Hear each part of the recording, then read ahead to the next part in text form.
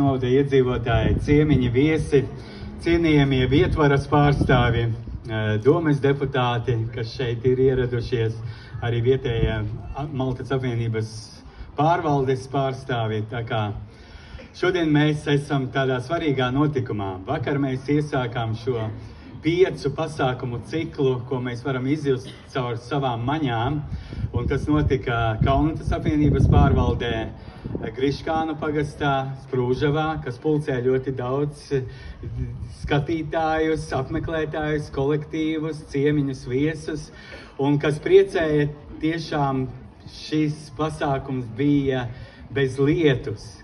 Tāpat kā arī šis šodiendienas pasākums ir bez lietus, jo uz 50% var teikt, ka pasākums ir izdevies, kad nelīst uz galvas lietus.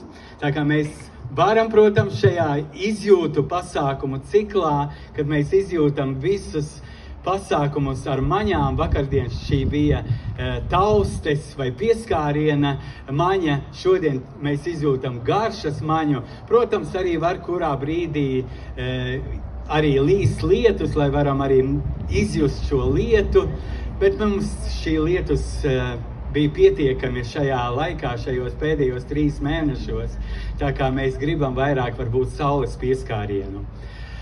Jā, šīs 5 maņas ir ļoti svarīgas, un šī vieta, kur mēs šodien esam 2. pasākumā, tas tikai parāda un liecina to, ka mēs tiešām varam izbaudīt svētkus, un šos svarīgos svētkus, kas ir Rēzeknes novada svētki, tuvu mūsu katram, kas mēs šeit esam, mūsu sirdī, svarīgs notikums būt šeit, šajā brīdī, tas ir Bekšos, Ozolainas pagastā, un priecāties kopā ar visiem, kas ir šeit sapulcējušies, kad mēs varam viens otru satikt, iepazīt un būt klāt tādā kopīgā būšanā, kopīgi ar katru ikvienu apsveicināties, izrunāties, priecāties, līksmoties un baudīt šo dienu ne tikai noteiktajos kaut kādos aktivitātēs, bet izbaudīt tiešām ar šīm sajūtām.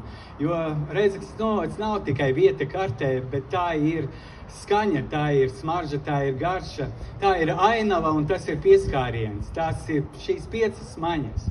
Ir, protams, vēl dažas citas maņas, kas ir svarīgas kā līdzsvars, jā, jo bez līdzsvara mēs nespētu ne pārvietoties, ne iet uz priekšu, bet par tām jau nāk citā reizē, kas ir svarīgas, lai arī šīs 5 maņas tiktu izpildītas un īstenotas.